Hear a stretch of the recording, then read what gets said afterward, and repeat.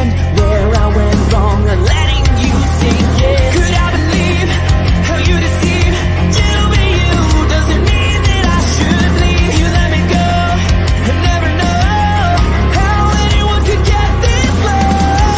Can't replace all the words unspoken.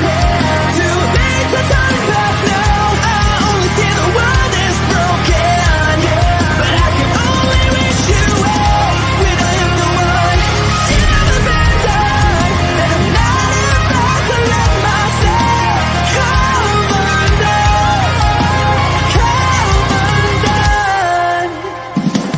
I can never cry from the way I stand up tall, let it all drift away, remembering the best in me. How can I live, be able to forget? I refuse to still be suffering, be the strongest I have ever been. Can't replace all the words unspoken. Too late to turn back now. I only see the world is broken, but I can only wish you well when I am the one. Never been done, and I'm not about to let myself come undone. Look how far I've come. I'm not alone, I'll carry on. All right. Hey, everyone. John, I know you're already in the chat, so let me know if you can hear me okay.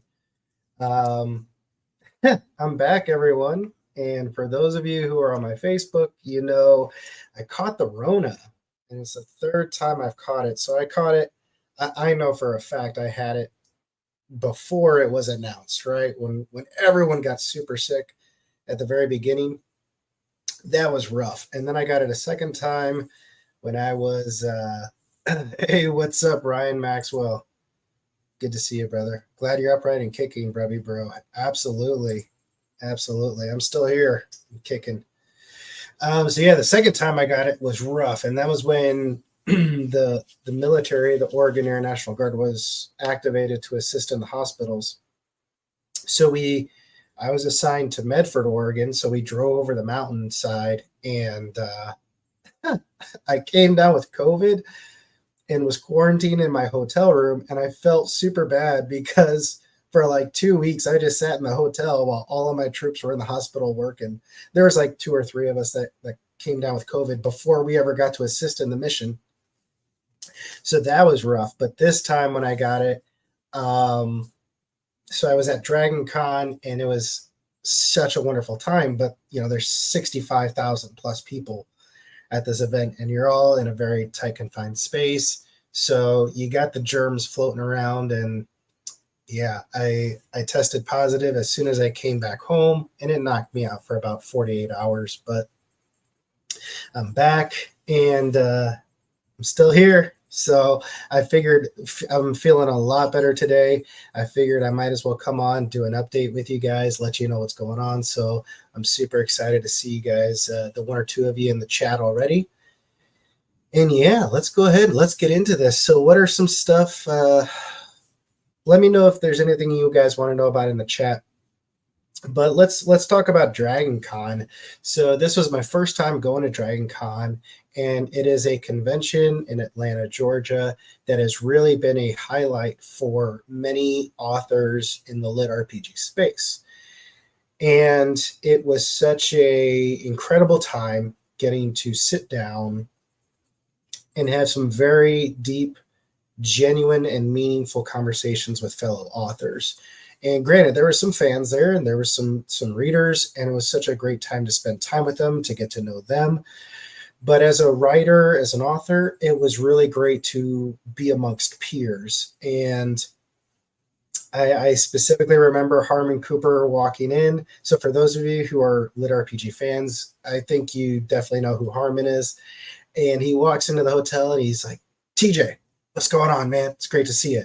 And I was just blown away. I was like, wait, Harmon Cooper knows me? Like, what? Like, that's awesome. And I got to thank him later and let him know, like, dude, I appreciate that. And so it was a week out in Georgia spent with some incredible authors, some people that I'm definitely hoping to reach out and start scheduling to come on and do our Sunday interviews, because some of the conversations we had, I think, are conversations for those of you who are aspiring authors can really learn from, can really get some insights on. But then also, I think for readers too, is for readers to understand some of the struggles that authors go through and some of the stuff there. So, dude, so obviously after taking a week off, you can see how rusty I am.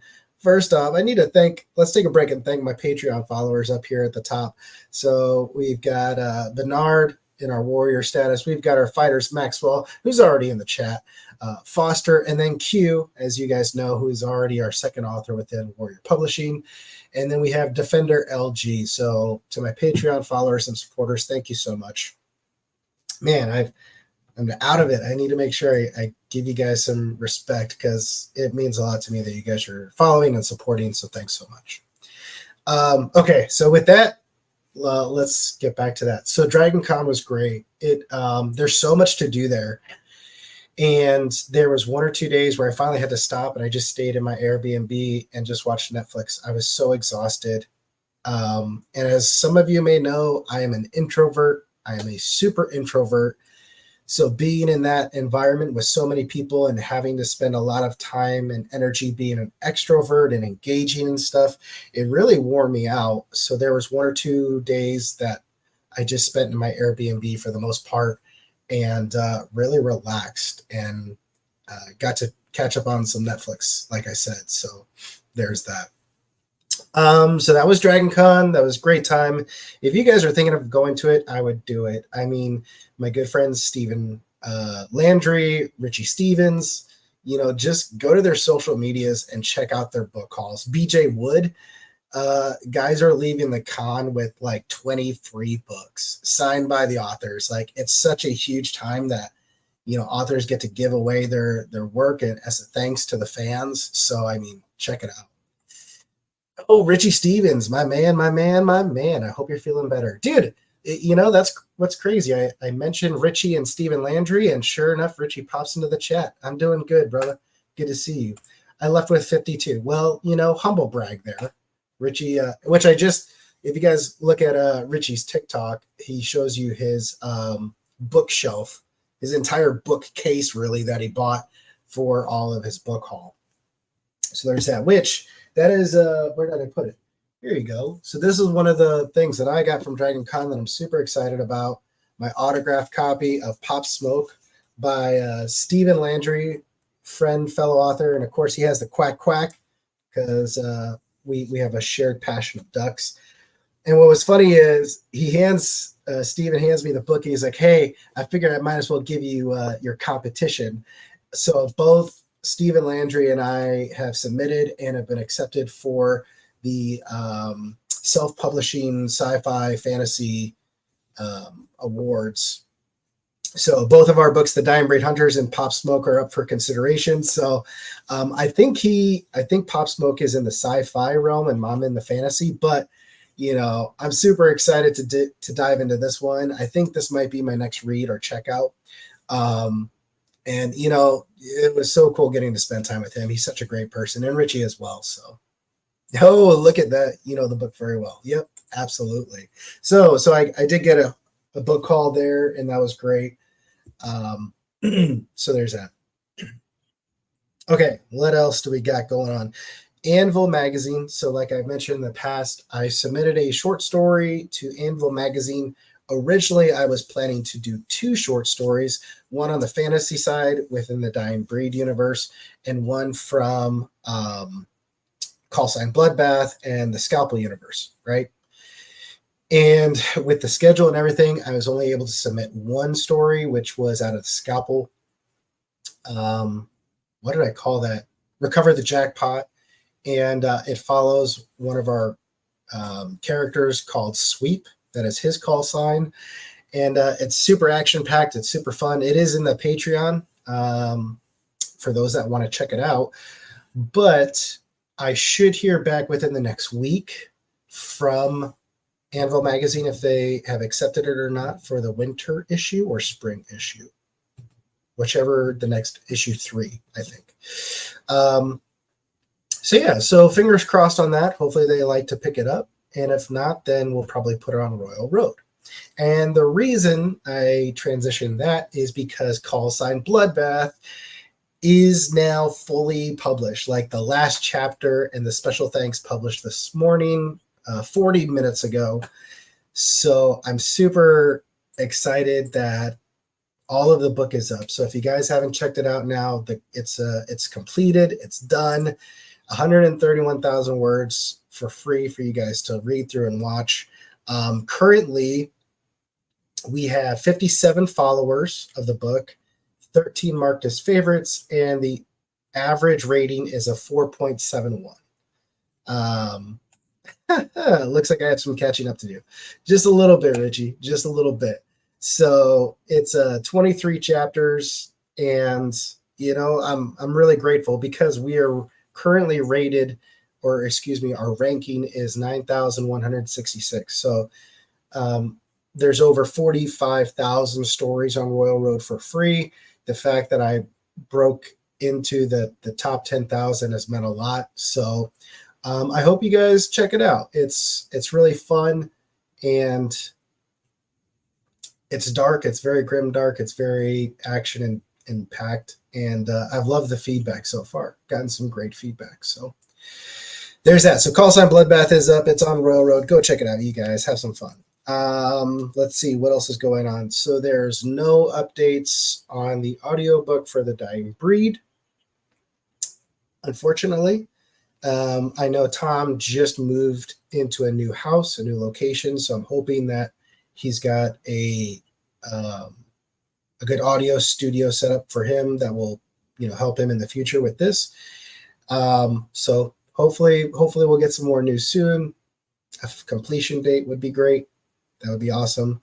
As far as Call Sign Bloodbath, there is a publishing company that is interested in the work.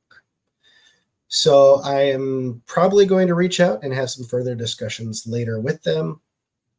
We'll see, but I do have one voice actor who is reading over it, seeing if they're interested in taking it on. And I also have a backup person that I am planning to have read over the work and see if they would also like a shot at it. So hopefully the audiobook for Call Sign Bloodbath will be in the works here soon, but it is what it is. So there's that. Okay, what else do we got going on? So talkers and doers. This was something I'm grateful that I wrote some notes 2 weeks ago when I was going through stuff, because it's been great to reflect on. I was always in my military career. I always saw people where there was talkers and there was doers. There was people that wanted to jump into a meeting and just talk about projects, talk about, things. Whereas, and Ryan reminded me, yep, Project Kepler is now over 20,000 words. That's right. And Ryan is also working on a new project, which I'm excited to hear more about too, Ryan. So definitely keep me in the loop on that one. Talkers and doers. So I always wanted to be a doer, right? Just tell me what needs to be done. Let me do it. Let me get it going. I don't like to talk about stuff. And I think now that you can see the research, there is a lot where those who just do the work learn faster and apply their experience quicker than those that just talk or analyze. And I think, when you're coming into the space of content creation or writing or whatever, you're going to see the same thing. There's going to be people that talk about writing, and there's people who are actually writing. And over time, I don't think you can really put the disguise on for long. You may be able to do it for a while, but eventually you start to get onto like, okay, is this person really writing? Are they really doing this? Are they putting it out there? You see it. I've seen it probably more on the TikTok side of things, because people are sharing a lot more within like the book talk community or writing community, where it's like, oh, here's this. And it's like, there's some people where I'm like, you're talking and you've only got 40,000 words in. You haven't even published that work yet. And granted, some people are starting out on the road, but I found where I don't necessarily associate with the people that are talking about writing. I associate with the people who are like 6 books in on their career, 10 books, 20 books. And it's like, dude, you're doing it. Like, you're actively doing it. You're putting it out there. You're not submitting to publishing houses. You're learning as you're going. You're applying that knowledge. You're getting better in your stories. Go for it. Like, those are the people I want to be around. And I think I just feel like, so my thoughts over the last 2 weeks, the talkers love to comment and critique, but the doers attract a true, genuine following, right? Because what I found where when I've talked to other writers, we talk about the techniques, but they talk about it from this perspective of how they've learned that technique through the experience, right? And so for me, I just want to keep doing this. Like, I want to keep writing. And it's one of the hardest parts when you have to take a break and edit, because you just want to apply all that knowledge more. So it's been really hard the last month because I've edited book 3 of The Dying Breed. I had to make some edits of book 1 in Call Sign Bloodbath. And then I have to do some edits on book 2 of Call Sign Bloodbath. So I'm really looking forward to, hopefully in October, I can get back behind the keyboard and start pounding away on some more content, some more stories. So that's exciting. That's what's really fun there. Okay, so now that's a great transition into my thoughts for something that Brene Brown has said in one of her books, which is, you can't have courage without vulnerability. As an author, as a writer, you're having to open yourself up to so much scrutiny, and especially when you're starting out. Because when I started out, I did not know what third person or first person was. I didn't understand what past tense, present tense was. And here I am in my 30s with a military career where I'm a senior NCO, I'm in a leadership role, and I have no idea what any of these concepts are. And I remember when one of my coworkers, Nathan Flores, when we were in Counter Drug together, I was writing something and he's like, TJ, this is a past tense, this is present tense, and you need to fix these tenses and da-da-da. And he's going through and editing stuff. And I was like, I don't understand what you're trying to tell me. As a writer, as an author, when you're starting out, some people get so scared because they're like, I don't understand these concepts, but I have the story I want to tell. And it's really intimidating because you're opening yourself up to so much scrutiny and vulnerability. But that's where you have to have the courage of like, I want to tell this story. So I've seen it a lot in comments where people love to tear down someone's work of like, oh, there's typos, oh, there's this, how could this ever be published? And it's like, okay, like you could be super negative about that. But did you enjoy the story? Like, did you enjoy the process? So sorry, the sickness is getting to me.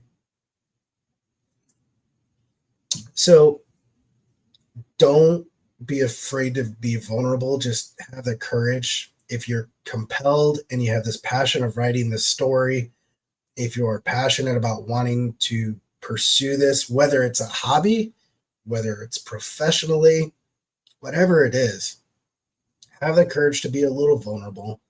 Just know that, yeah, you're probably going to get some scrutiny along the way, but you're going to be able to bless some people with a cool story. And you're going to attract the readers that want to read your story. Write the story that you want to read. Write the story in the world that you want to be lost in and have fun in, and others will find it eventually. And whether it's one person that finds it or a million, that's still one person that you impacted in a positive way if they find it and enjoy it. Um, you have to be comfortable with failure, or um, hold on, I got to try to read my notes because my handwriting is chicken scratch, or trial and error.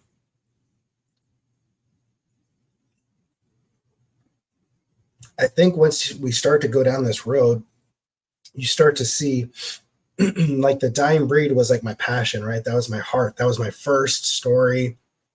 Like, and I'm so in love with that world and the characters. But what if readers don't resonate with it, right? So hey, trial error. I tried to write this story and it didn't work. But that doesn't mean that I don't give up on writing stories. I'm currently, the ideas come to us as authors. There's so many different ideas, and I'm working on an idea. I basically am considering it my next 1,000,000-word project. So when I'm done with The Dying Breed, when I'm done with Call Sign Bloodbath, I've got this other project that's 1,000,000 words worth of material. And so I slowly develop it over time. So, okay, The Dying Breed may not have taken off like I wanted. Call Sign Bloodbath may not have taken off like I wanted, but maybe this other project it will be. As long as you're comfortable with understanding, hey, trial and error, not all things are going to work out, you can still enjoy this process. And maybe you don't do it full time. Maybe you're only making a couple of bucks from your books, but at the end of the day, you're still getting to provide something to the world, and hopefully you're proud of it.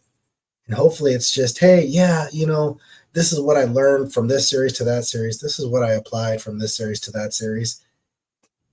And just enjoy the process. Life is so short. And if you put in the time to do the work, hopefully you enjoy the stories you wrote. So yeah, that's really the updates. It's really short this week, guys. I'm sorry. Being at DragonCon and then getting sick has definitely set me back, but I wanted to at least let you guys know I'm alive. I'm doing well. It takes a lot more than that to knock me out.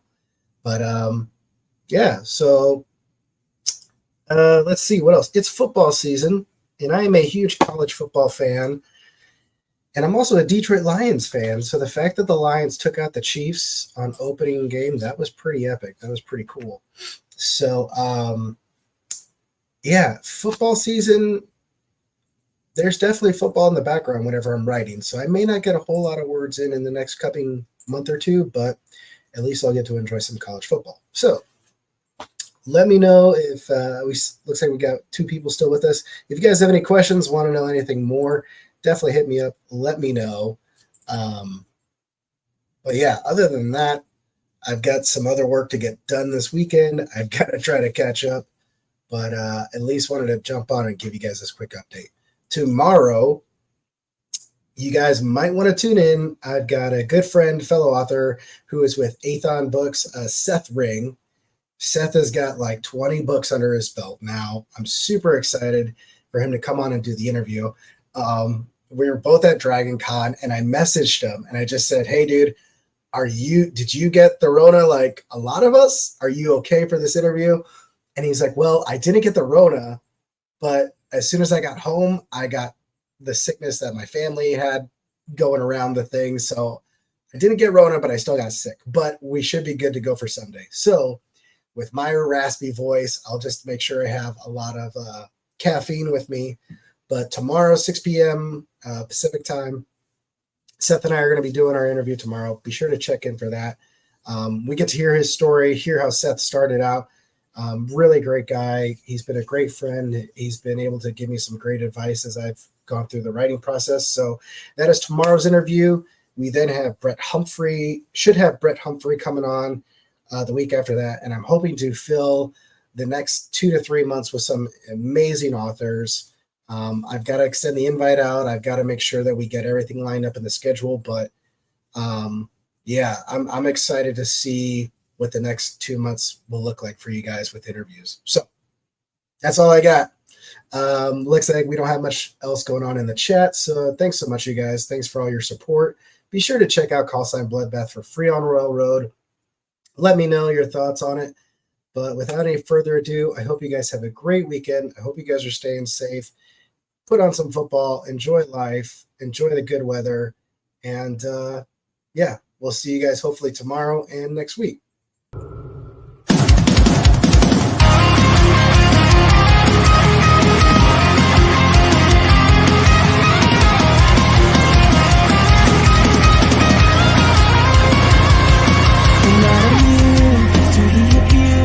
That's why I'm standing here with nothing left to lose. I can't begin to comprehend where I went wrong and letting you sink in. Could I believe how you deceive? You be you doesn't mean that I should leave. You let me go and never know how anyone could get this low. Can replace all the words unspoken to make the time back now. I only see the world is broken, but I can only wish you well. When I am the one in the bad time, and I'm not about to let myself come undone.